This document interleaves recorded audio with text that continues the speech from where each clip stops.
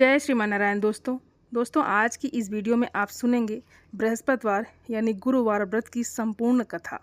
तो आइए श्री हरि विष्णु और माँ लक्ष्मी का ध्यान करके कथा को प्रारंभ करते हैं। प्राचीन समय की बात है। भारत में एक राजा राज्य करता था। वो बड़ा प्रतापी तथा दानी था। वो नित्य प्रति मंदिर में भगवत दर्शन करने जाता था और ब्राह्मण और गुरु की सेवा किया करता था। उसके द्वार से कोई भी याचक निराश होकर नहीं लौटता था। वो प्रत्येक गुरुवार को व्रत रखता एवं पूजन करता था। हर दिन गरीबों की सहायता करता था। परंतु ये सब बातें उसकी रानी को अच्छी नहीं लगती थी। वो ना व्रत करती और ना किसी को एक भी पैसा दान में देती थी। वो राजा से भी ऐसा करने को मना किया करती थी। एक समय की बात है। राजा शिकार खेलने वन को चले गए। घर पर रानी और दासी थी। उस समय गुरु बृहस्पति साधु का रूप धारण कर राजा के दरवाजे पर भिक्षा मांगने आए। साधु ने रानी से भिक्षा मांगी तो वो कहने लगी, हे साधु महाराज, मैं इस दान और पुण्य से तंग आ गई हूँ। इस कार्य के लिए तो मेरे पतिदेव ही बहुत हैं। अब आप ऐसी कृपा करें कि सारा धन नष्ट हो जाए तथा मैं आराम से रह सकूँ। साधु रूपी बृहस्पति देव ने कहा, हे देवी, तुम बड़ी विचित्र हो। संतान और धन से कोई दुखी नहीं होता है। इसको सभी चाहते हैं। पापी भी पुत्र और धन की इच्छा करता है। अगर तुम्हारे पास धन अधिक है तो भूखे मनुष्यों को भोजन कराओ, प्याऊ लगवाओ, ब्राह्मणों को दान दो, धर्मशालाएं बनवाओ, कुआं, तालाब, बावड़ी, बाग बगीचे आदि का निर्माण करवाओ तथा निर्धनों की कुंवारी कन्याओं का विवाह करवाओ और साथ ही यज्ञ आदि करो। इस प्रकार के कर्मों से आपके कुल का और आपका नाम परलोक में भी सार्थक होगा एवं तुम्हें भी स्वर्ग की प्राप्ति होगी। परंतु रानी साधु की इन बातों से खुश नहीं हुई। उसने कहा, हे साधु महाराज, मुझे ऐसे धन की आवश्यकता नहीं जिसको मैं अन्य लोगों को दान देती फिरूं तथा जिसको रखने और संभालने में ही मेरा सारा समय नष्ट हो जाए।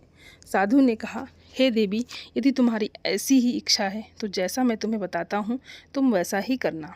बृहस्पतिवार के दिन घर आंगन को गोबर से लीपना, अपने केशों को पीली मिट्टी से धोना, केशों को धोते समय स्नान करना, राजा से कहना वो हजामत करवाए, भोजन में मांस मदिरा खाना, कपड़े धोबी के यहाँ धुलने के लिए देना।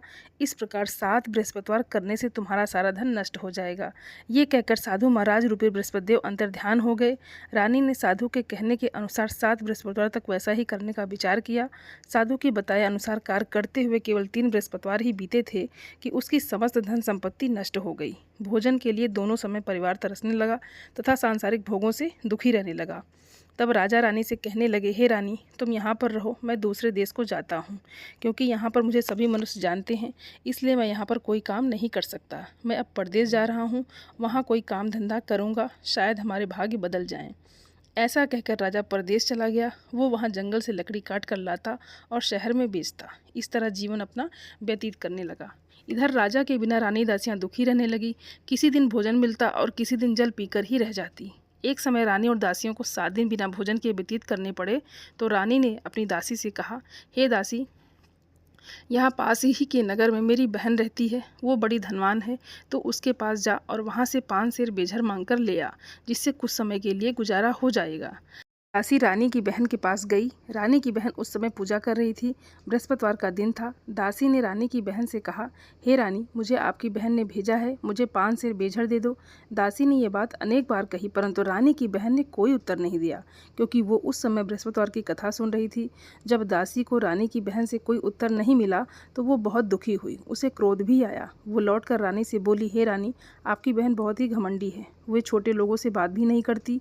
मैंने उससे कहा तो उसने कोई उत्तर नहीं दिया। मैं वापस चली आई।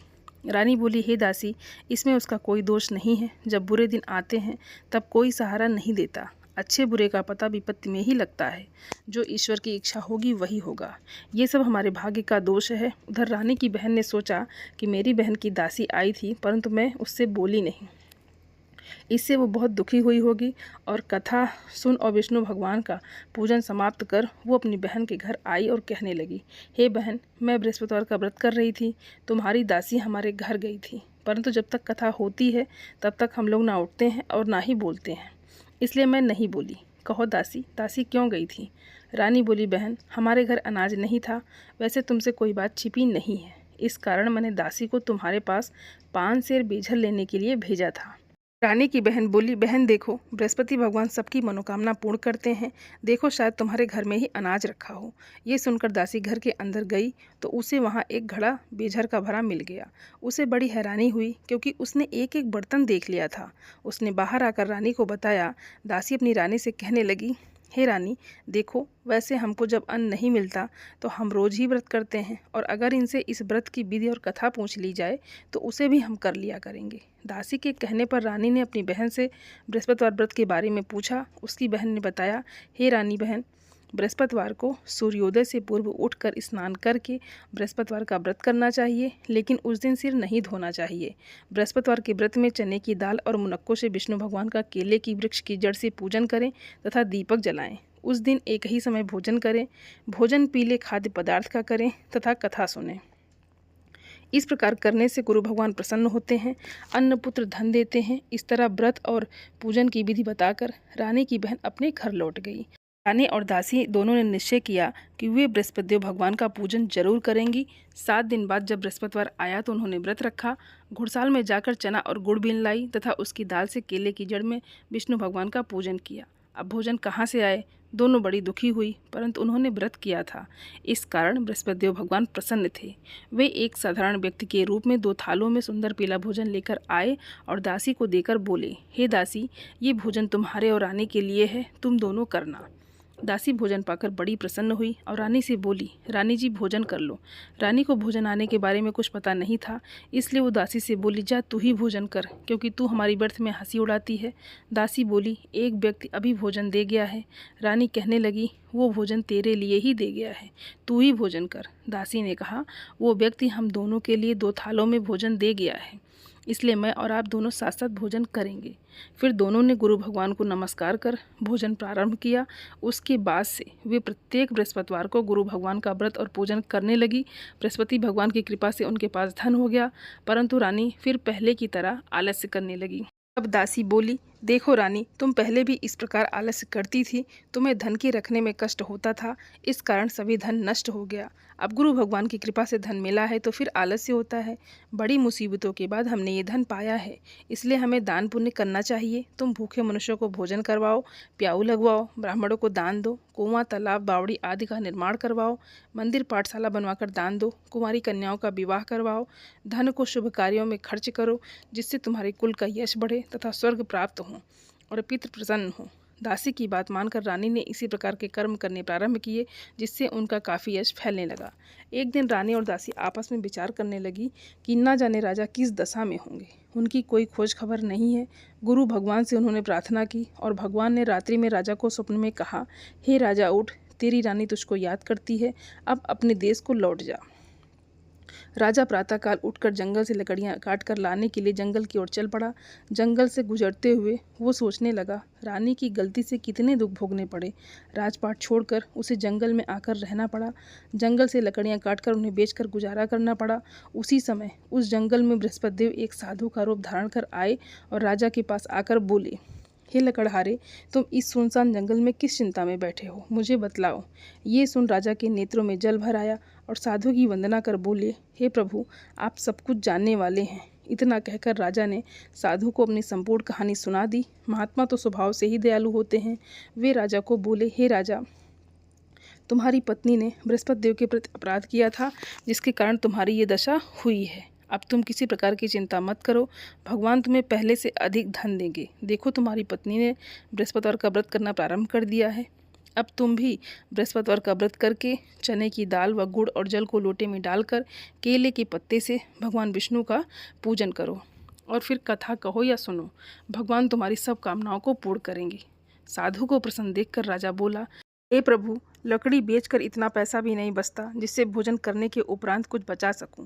मैंने रात्रि में अपनी रानी को व्याकुल देखा है। मेरे पास कोई साधन नहीं जिससे समाचार जान सकूं। फिर मैं बृहस्पतिवार की कौन सी कहानी कहूं या सुनूं, मुझको तो कुछ भी मालूम नहीं है। साधु ने कहा, हे राजा, तो अब तुम किसी बात की चिंता मत करो। बृहस्पतिवार के दिन तुम रोजाना की तरह लकड़ियाँ लेकर शहर में जाओ।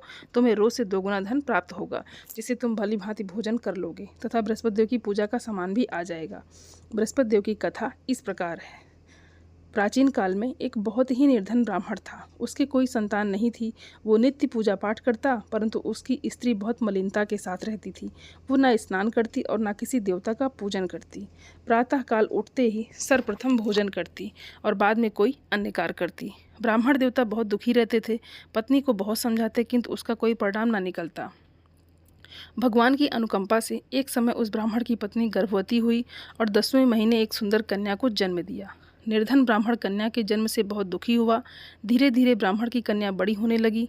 बचपन से ही उस कन्या की रुचि भगवान विष्णु की पूजा में थी। वो प्रातः उठते ही स्नानादि करके भगवान विष्णु की पूजा करने मंदिर में जाती थी। बृहस्पतिवार को व्रत करके विधिवत पूजा पाठ करती थी। पूजा पाठ के बाद वो पढ़ने के लिए पाठशाला में जाती थी। घर से चलते हुए वो मुट्ठी भर जौ साथ लेकर जाती और पाठशाला के रास्ते में थोड़े थोड़े जौ गिराती जाती थी। जब वो पाठशाला से घर लौटती थी तो जौ के वे दाने सोने में बदले हुए मिलते थे। लड़की सभी सोने के दाने बीन लाती थी। एक दिन जब वो सोने के दानों को साफ कर रही थी तो उसकी माँ ने कहा, बेटी, सोने के दाने साफ करने के लिए सोने का सूप भी होना चाहिए। अगले दिन बृहस्पतिवार था। उसने भगवान बृहस्पति देव की पूजा करते हुए प्रार्थना की, हे भगवान, यदि मैंने आपका व्रत विधिवत किया हो तो मुझे सोने का सूप दे दो। भगवान बृहस्पति देव ने उसकी मनोकामना पूरी करने का वचन दिया। पाठशाला से लौटते समय उसे रास्ते में सोने का सूप पड़ा हुआ मिला। घर लौटकर सोने का सूप अपनी माँ को दिखाकर वे सोने के दानों को साफ करने लगी। उसी समय नगर का राजकुमार उसके घर के पास से गुजरा। उस सुंदर लड़की को सोने के सूप में जौ साफ करते देख राजकुमार उस पर मोहित हो गया। महल में लौटकर राजकुमार ने राजा से उस लड़की से विवाह करने की इच्छा प्रकट की। तो राजा ने ब्राह्मण को महल में बुलाकर राजकुमार से उसकी लड़की के विवाह की बात कही। ब्राह्मण तैयार हो गया। धूमधाम से उस लड़की का विवाह राजकुमार से हो गया। दुल्हन बनकर ब्राह्मण की लड़की महल में चली गई। लड़की के चले जाने से ब्राह्मण फिर निर्धन हो गया। उसे कई कई दिन भोजन भी नहीं मिलता था। बहुत दुखी होकर ब्राह्मण एक दिन अपनी लड़की के पास गया। अपने पिता से निर्धनता का समाचार सुनकर उसे बहुत सा धन देकर पिता को विदा किया। उस धन से ब्राह्मण के कुछ दिन तो आराम से गुजर गए, लेकिन जल्दी ही फिर भूखों मरने की हालत हो गई। ब्राह्मण अपनी लड़की से धन लेने के लिए फिर महल में पहुंचा। लड़की ने पिता की बुरी हालत देखकर कहा, पिताजी, आखिर आप कब तक मुझसे धन लेकर जीवन यापन करेंगे? आप कोई ऐसा उपाय क्यों नहीं करते जिससे आपका घर धन संपत्ति से भर जाए? तो ब्राह्मण ने कहा, मैंने तेरी माँ को बहुत समझा लिया, पर उसकी समझ में कुछ नहीं आता। उसका फूहड़पन नष्ट हो तो घर की निर्धनता भी दूर हो जाए। तब कुछ सोचकर लड़की ने पिताजी से कहा, पिताजी, आप कुछ दिनों के लिए माँ को मेरे पास छोड़ जाओ। तब कुछ सोचकर ब्राह्मण पत्नी को लड़की के पास महल में छोड़ आया। लड़की ने अपनी माँ से कहा, माँ, तुम कल प्रातः उठकर स्नानादि करके भगवान बृहस्पति देव की पूजा अवश्य करना। पूजा करने से तुम्हारी निर्धनता अवश्य दूर हो जाएगी। लेकिन उसकी माँ ने उसकी कोई बात नहीं मानी। तब क्रोधित होकर लड़की ने अपनी माँ को एक कक्ष में बंद कर दिया। सूर्योदय के समय माँ को उठाकर जबरदस्ती उसे स्नान कराया और फिर मंदिर में ले जाकर भगवान बृहस्पति देव की पूजा कराई। कुछ दिनों तक ऐसा करने से माँ की बुद्धि में परिवर्तन हुआ और वो स्वयं बृहस्पतिवार का व्रत रखने लगी। उसके व्रत रखने से ब्राह्मण के घर में भगवान विष्णु की अनुकंपा से धन की वर्षा होने लगी। दोनों पति पत्नी धन संपत्ति पाकर आनंदपूर्वक जीवन यापन करते हुए विष्णु धाम को चले गए। लकड़हारा बने राजा ने उन साधु से भगवान बृहस्पति देव की यह कथा सुनकर बृहस्पतिवार का व्रत करके भगवान विष्णु की पूजा की। उस दिन से उसके सभी क्लेश दूर हो गए। लेकिन अगले बृहस्पतिवार को कामकाज में अधिक व्यस्त रहने के कारण उसने भगवान बृहस्पति देव जी का व्रत नहीं किया। भगवान बृहस्पति देव लकड़हारे से क्रोधित हो गए और उसे भूल की सजा दी। उस दिन नगर के राजा ने नगर में घोषणा करके सबको सूचित किया, प्रत्येक नागरिक मेरे महल में भोजन करने आए और जो नहीं आएगा उसे अपराधी मानकर भारी दंड दिया जाएगा। लकड़हारा बने राजा ने उस नगर के राजा की घोषणा तो सुनी, लेकिन जंगल से लकड़ी काट कर लाने और उन्हें बेचने में देर हो जाने के कारण वो समय पर महल में भोजन करने नहीं जा सका। अतः राजा के सैनिक लकड़हारे को पकड़कर महल में ले गए। राजा ने उसे महल के एक कक्ष में बैठाकर भोजन कराया। उस कक्ष में एक खूंटी पर रानी का सोने का हार लटका हुआ था। लकड़हारा अकेला उस कक्ष में भोजन कर रहा था। तभी उसने एक आश्चर्यजनक घटना घटती देखी। देखते ही देखते वो खूंटी हार को निगल गई। थोड़ी देर के बाद राजा ने हार को गायब देखा तो लकड़हारे को कारावास में डलवा दिया। लकड़हारा मन ही मन अपने भाग्य को कोसने लगा।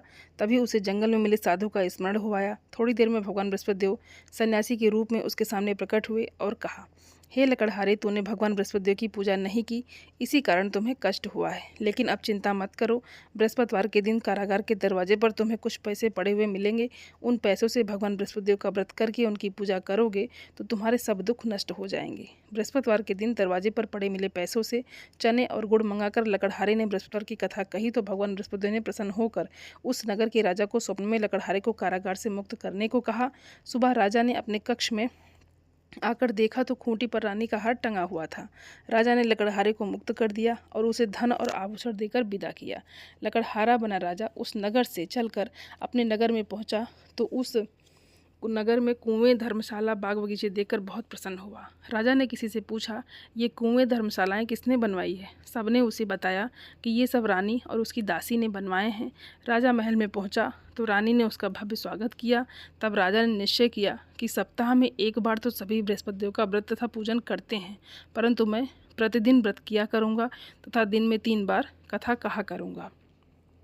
अब राजा हर समय दुसाले में चने की दाल बांधे रहता तथा दिन में 3 बार बृहस्पतिदेव की कथा कहता। कुछ दिनों के बाद राजा को अपनी बहन की याद आई। एक दिन घोड़े पर सवार होकर राजा अपनी बहन से मिलने चल दिया। अभी राजा नगर के बाहर पहुंचा ही था कि उसने कुछ लोगों को एक शव को ले जाते हुए देखा। राजा को स्मरण हो आया कि आज उसने किसी को बृहस्पतिवार की व्रत कथा नहीं सुनाई है। राजा ने उन लोगों को रोक कर कहा, भाइयों, आप शव को ले जाने से पहले मुझसे बृहस्पतिवार की कथा सुन लें। लोगों ने राजा पर क्रोधित होते हुए कहा, तुम पागल तो नहीं हो? लेकिन कुछ बड़े बूढ़े लोगों ने कहा, अच्छा भाई, साथ में चलते चलते तुम अपनी कथा भी सुना लो। राजा की चलते हुए आधी कथा सुनाई थी कि शव हिलने लगा। राजा की पूरी कथा सुनाते ही शव उठकर बैठ गया। लोगों ने हैरानी से दांतों तले उंगली दबाई और अगले बृहस्पतिवार से भगवान बृहस्पतिदेव का व्रत करने व कथा सुनने का निश्चय कर लिया। अब घोड़े पर सवार राजा चलते हुए एक किसान के पास पहुंचा। किसान अपने खेत में हल चला रहा था। राजा ने कहा, अरे भाई, मुझसे बृहस्पतिवार की कथा सुना लो। किसान झुंझुलाकर बोला, अरे भाई, देख नहीं रहे, जितनी देर तक तुम्हारी कथा सुनूंगा उतनी देर में तो पूरे खेत में हल चला लूँगा। राजा निराश होकर चलने लगा। तभी किसान के बैल लड़खड़ाकर जमीन पर जा गिरे। किसान के पेट में भी जोरों का दर्द होने लगा। उस किसान की पत्नी जब खाना लेकर आई तो उसने किसान से इस बारे में पूछा। किसान ने घुड़सवार की पूरी कहानी सुनाई। किसान की पत्नी दौड़ती हुई राजा के पास पहुंचकर हाथ जोड़कर बोली, भैया, मैं तुम्हारी कथा सुनने को तैयार हूं। राजा ने उसके साथ खेत पर पहुंचकर बृहस्पतिवार की कथा सुनाई। तभी बैल उठकर खड़े हो गए। किसान के पेट का दर्द भी तुरंत ठीक हो गया। राजा अपनी बहन के घर पहुंचा तो उसकी बहुत आवभगत हुई। अगले दिन सुबह उठकर राजा ने देखा घर के सभी लोग भोजन कर रहे हैं। किसी भूखे को बृहस्पतिवार की कथा सुनाए बिना राजा भोजन नहीं करता था। उसने बहन से कहा, बहन, क्या घर में कोई ऐसा व्यक्ति है जिसने अभी तक भोजन ना किया हो? उसकी बहन बोली, भैया, हमारे घर में तो क्या, आपको पूरे नगर में कोई ऐसा व्यक्ति नहीं मिलेगा जिसने सुबह सुबह भोजन नहीं किया हो। तब राजा ने बहन के घर से निकलकर उस नगर में बिना भोजन किए व्यक्ति की तलाश की। एक गडरिये के घर में उसका बेटा बीमार होने के कारण भूखा रह गया था। राजा ने उसको जाकर बृहस्पतिवार की कथा सुनाई। कथा सुनते सुनते गडरिये का बीमार बेटा बिल्कुल ठीक हो गया। सबने राजा की बहुत प्रशंसा की। एक दिन राजा ने अपनी बहन से कहा, बहन, अब हम अपने घर जाना चाहते हैं, तुम भी हमारे साथ हमारे घर चलो, कुछ दिन वहाँ रहकर लौट आना। राजा की बहन ने अपनी सास से पूछा तो सास ने ताने देते हुए कहा, बहू मायके जाना हो तो अकेली जाना, मेरे पोतों को नहीं ले जाना। तुम्हारे भाई की कोई संतान नहीं है, कहीं तुम्हारी भाभी मेरे पोतों पर कोई जादू टोना न कर दें। दूसरे कक्ष में बहन की सास की बातें सुनकर राजा दुखी मन से अकेले ही अपने नगर को लौट गया। रानी ने राजा से कहा, आप तो अपनी बहन को साथ लाने की बात कहकर गए थे, फिर बहन को साथ क्यों नहीं लाए? तब राजा ने दुखी होते हुए कहा, रानी, हम निसंतान हैं, इसलिए कोई हमारे घर आना पसंद नहीं करता। रानी ने राजा को समझाया, हे प्राणनाथ, हमें बृहस्पतिदेव ने सब कुछ दिया है, अब भगवान बृहस्पतिदेव हमें संतान भी अवश्य देंगे। बृहस्पतिवार को विधिवत व्रत करते हुए राजा रानी ने भगवान बृहस्पतिदेव से संतान के लिए प्रार्थना की। कुछ दिनों के बाद उन्होंने स्वप्न में दर्शन देते हुए कहा, हे राजन, तेरी मनोकामना अवश्य पूरी होगी। 1 सप्ताह बाद ही रानी गर्भवती हो गई। 10वें महीने रानी ने एक सुंदर पुत्र को जन्म दिया। राजा रानी जीवन पर्यंत बृहस्पतिवार का व्रत करते रहे। उनके घर में धन की वर्षा होती रही। इस तरह आनंदपूर्वक जीवन यापन करते हुए राजा रानी भगवान बृहस्पतिदेव की अनुकंपा से मोक्ष को प्राप्त करके सीधे बैकुंठ धाम पहुँच गए। बृहस्पतिवार को विधिवत व्रत करके जो स्त्री पुरुष भगवान विष्णु की पूजा करते हैं, भगवान उनकी सभी मनोकामनाएं पूरी करते हैं। जय श्रीमन नारायण। धन्यवाद दोस्तों।